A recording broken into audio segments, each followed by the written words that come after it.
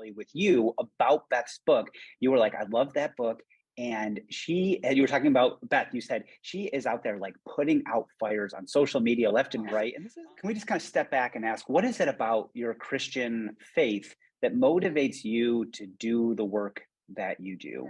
And some people might say I was starting as many fires as I was putting out. So, I don't know. It depends on what you think about my Twitter account.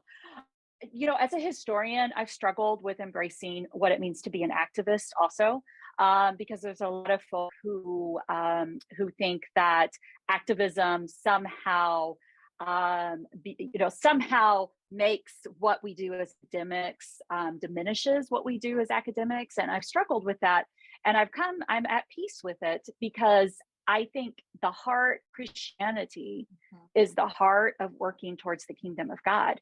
And that is the heart of bringing the kingdom of God. And that means, my husband's been preaching through the Sermon on the Mount, and I do not know how somebody hears the Sermon on the Mount and then stays silent about helping the, all of the oppression in the world, poverty in the world. I just don't know how people listen to the Sermon on the Mount and don't become activists. And so it seems to me that being the heart of what it means to me, a Christian, to be called to follow Christ is to be called to follow Christ, which is actively working in this world as best as we can. And so I don't know how to separate my faith from, well, I can quote James here, I don't know how to separate my faith from my works. And I think they go together. So I cannot be a Christian without being an activist. Echo all that. I think for me, it wasn't until college where I felt like I was living dual lives. One is like a sort of an academic or a scholar in the making, and the other as my Black Christian self. And it wasn't until I came into touch with James Cone and reading Black liberation theology, and I was like, oh my God, this is it. This is it. And I realized that, like, yes, God is a God of the oppressed, that like the understanding and the experiences I have as a Black person are completely aligned with how I see Christ, how I see the cross.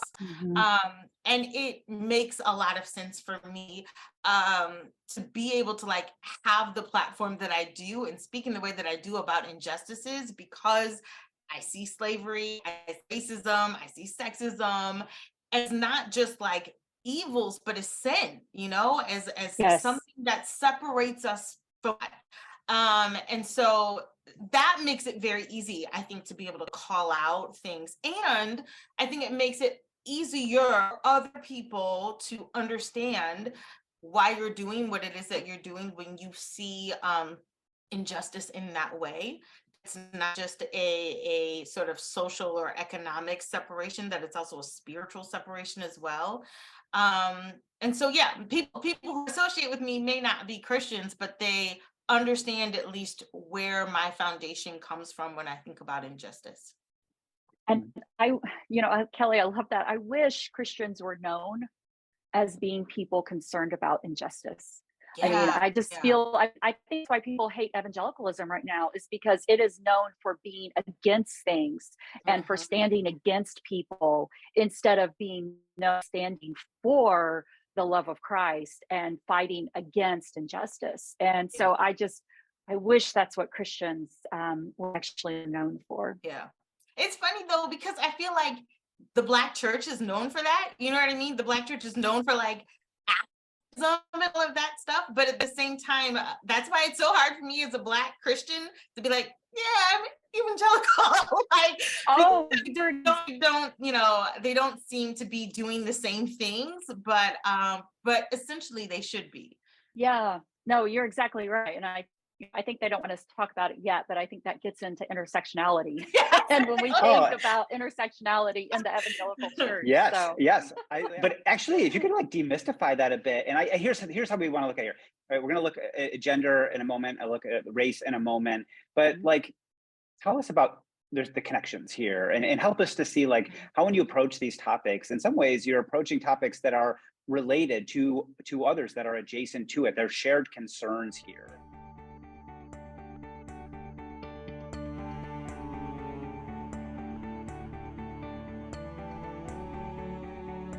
So I'm going to put on my academic hat. Yes. So Kimberly Crenshaw, a famous legal scholar, coined the term intersectionality, and it means a couple of things. But to put it very simplistically, it means multiple identities. To have these multiple, I'm Black, I'm a woman, I'm a Christian, but it's also how we understand multiple oppressions. So I just don't suffer from sexism. I just don't suffer from racism or classism or whatever your ism is.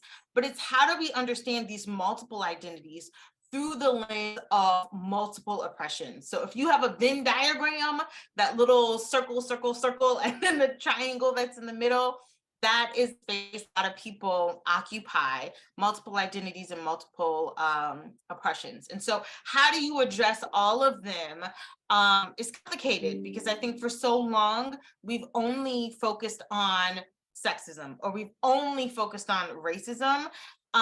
And space leaves people like me, Black women, out of the conversation because I'm not a man and I'm not white.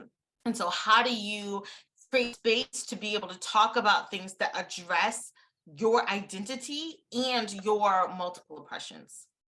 This semester, I've been teaching suffrage. I've taught a whole class on suffrage, which has been just really fantastic for working out these topics of intersectionality, race, and gender, and helping my students understand it. And I remember there was a moment in my class where I'd been trying to lead them towards understanding what intersectionality is. And most of my students are white. And so helping white students understand how Black women in the US faced even more oppression because of their race than white women. And it was when we talked about the 1872 election in which Susan B. Anthony, was allowed to vote. She later had to go, was arrested for it, but was taken to court for it. She was allowed to vote, and Sojourner Truth was turned away from voting. And it was the same election, and the only difference between them was white and Black. And I think that visual example helped my students understand how some people face layers of oppression in ways that white people do not. And so I think, I honestly don't understand the resistance to ideas like intersectionality and racism, because they are so clear in history. They're so easy to see in history. Thinking about the American Evangelical Church, what would you name as like notable bigger ways that our history as it relates to gender and race has harmfully formed our churches, our faith communities? And then I'm even more interested in is like, what do you see as the subtle ways where it persists in, let's just say, really well-intentioned churches? That really touched on it when she talked about, goes back to slavery, like literally it's not just the country or the North and the South that are splitting apart. There are Christian denominations that some are anti-slavery and some are pro-slavery, and they literally go their separate ways. And the whole Southern Baptist Convention is about slaveholders that wanted to preserve slavery. And, they dropped the title slaveholders once slavery has been abolished, but abolishing the institution doesn't change what's in people's hearts. It doesn't change how people think, believe, and interact. And so those ideas about being empowered as a slaveholder, as seeing your identity as approved by God, right? Slaves obey your masters, right? These ideas, people believed that slavery was a civilized institution. They believed that it was a good thing, that they were being good Christians by subordinating and exploiting Black people. And so those ideas get passed down almost like genetics, right? Over and over and over again. So that Beth is also right. We can't always see it because it's so cooked in. It's like trying to see sugar in a cake. You know, it's cooked into the product. And so that makes it really, really tough for people to be able to relinquish themselves from something, because it has now become a part of their identity. So if I take away that identity, then who are you? Yes. You know what I mean? Like, are you still great? Are you still smart? Are you still godly? You know, all the things that we associate with Christianity has to be evaluated. Actually has to be recreated. I mean, I think in that way, Christ is so perfect for that, because like, in order to be a Christian, we become new, we become born again, that new identity. Yeah. Oh, sorry, go ahead, Beth. No, you're so right. No, I mean, I think in white evangelicalism, and really in many ways in Christianity, that's a product of imperialism. And we have an idea of hierarchy embedded into it. And this idea that God created, that God gave some people the right to be in charge, you know. And we can also say that it's not surprising to me that these imperial ideas also came about around the same time that we have the divine right of kings in Europe, this idea that God ordains some people to be the ones in charge, to be the ones who rule. And once you accept that God has ordained some people, it is a lot easier to accept that God has subordinated more people. And so I think, you know, it's when you believe that God created men genetically, something about their bodies that makes them able to lead in a way that women cannot, it's a lot easier to also say, oh, well, if that's true, well, God also created a type of men to rule in a way that other men can't rule either. And so this idea of white superiority, which again is, you know, is how this Christianity becomes entrenched with this idea of slavery too. And of course, that's all embedded in capitalism. Also, and making money. You know, we could think about how much money lays at the root of a lot of this too. You know, thinking about giving up people's identities. Oftentimes for white people to really make room for Black people at the table or people of color at the table, it means they have to move and they have to give up some space that they are currently occupying. And that can be scary. Hey, it's Scott here. Thanks for watching this Theology Lab video. If you're enjoying it, you can subscribe to the channel below and you'll get more Theology Lab videos as soon as they're released. I wonder if you, both of you have thoughts on like, how do you go and address these very difficult and important topics within a community? What does it look like to look at like the pace at which we do these things? Any thoughts on that? The pace is slow. The pace is very slow. The pace is like glacially slow. And I don't even know if I can use glacier as a good example of global warming, but like, because they're all melting. Yes, it is so difficult because a couple of things happen. I think one, you have to be in a place where you want to learn, where you want to know more. Part of that, I think, is helped by being in relationship with other people who do not share your background or ethnicity or experiences. And then once you develop relationships with people who are outside of that identity, and you learn to listen to them and to trust them and to do your own reading and research, then you have to act upon that. Like, I always say reading is the first step, like get information first, like, because we have unfortunately not been taught history the way we should.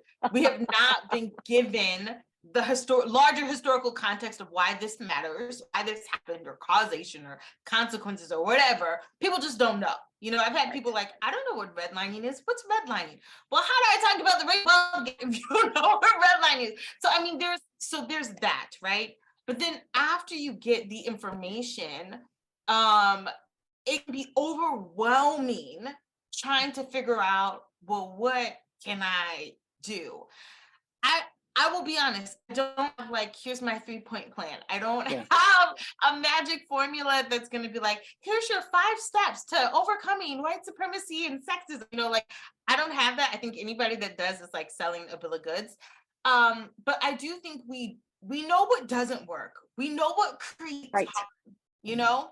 So how do we mitigate that harm? I think that is really important. And that is, it's a personal and a political choice, you know, the decisions you make, how you vote, where you live, where you put your kids in school.